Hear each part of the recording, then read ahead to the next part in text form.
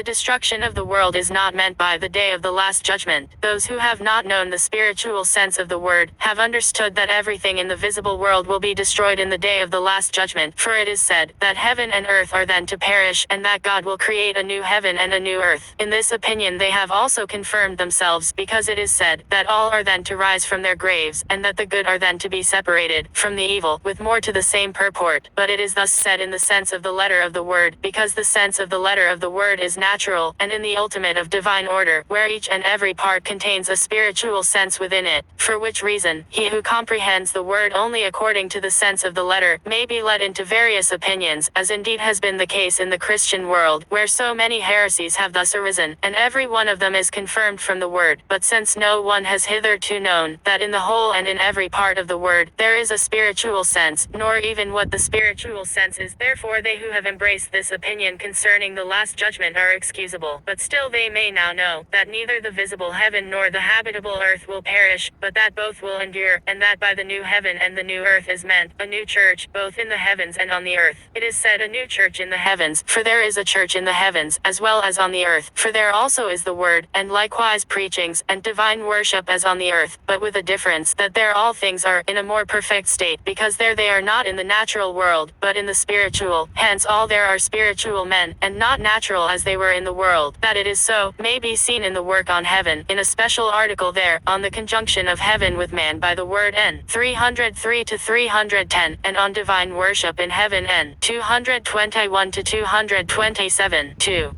The passages in the word, in which mention is made of the destruction of heaven and earth, are the following: Lift up your eyes to heaven, and look upon the earth beneath. The heavens are about to perish like smoke, and the earth shall wax old like a garment. Isa 51:6. Behold, I am about to create new heavens, and a new earth, neither shall the former things be remembered. Isa 65:17. I will make new heavens and a new earth. Isa 66:22. The stars of heaven have fallen to the earth, and heaven has departed like a book rolled together. Apayuk 6:13-14. I saw a great throne, and one sitting thereon, from whose face the earth and the heaven fled away, and their place was not found. Apok 20:11. I saw a new heaven and a new earth, for the first heaven and the first earth had passed away. Apok 21:1. In these passages, by a new heaven is not meant the visible heaven, but heaven itself, where the human race is collected. For a heaven was formed from all the human race, who had lived since the commencement of the Christian church, but they who were there were not angels, but spirits of various religions. This heaven is meant by the first heaven, which was to perish, but how this was, shall be specially declared in what follows. Here is related only so much as serves to show what is meant by the first heaven, which was to perish. Everyone even who thinks from a somewhat enlightened reason, may perceive that it is not the starry heaven, the so immense firmament of creation, which is here meant, but that it is heaven in the spiritual sense, where angels and spirits are. 3.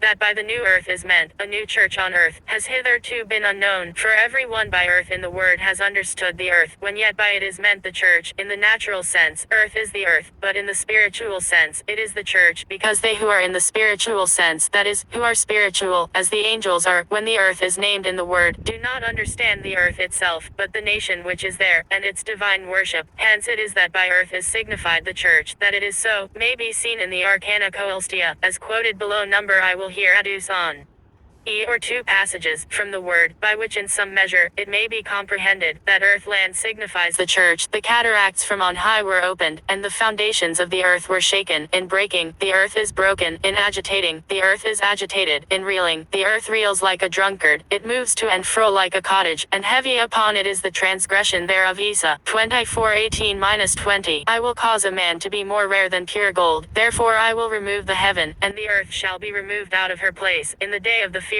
anger of Jehovah. Isa 13:12-13. The earth was agitated before him, the heavens have trembled, the sun and the moon are become black, and the stars have withdrawn their splendor. Joel 2:10. The land was shaken and agitated, and the foundations of the mountains trembled, and were shaken. 18:7-8, and in many other places. Number from the Arcana Coelestia. By earth land, in the word is signified the kingdom of the Lord and the church. N. 662 1066, 1067 1200 1462, 1413, 1607, 2928, 3355, 4447, 4535, 5577, 8011, 9325, 9643. Chiefly for this reason, because by earth is meant the land of Canaan, and the church was there from the most ancient times, hence also it is that heaven is called the heavenly Canaan. N. 567, 3686, 4447, 4400.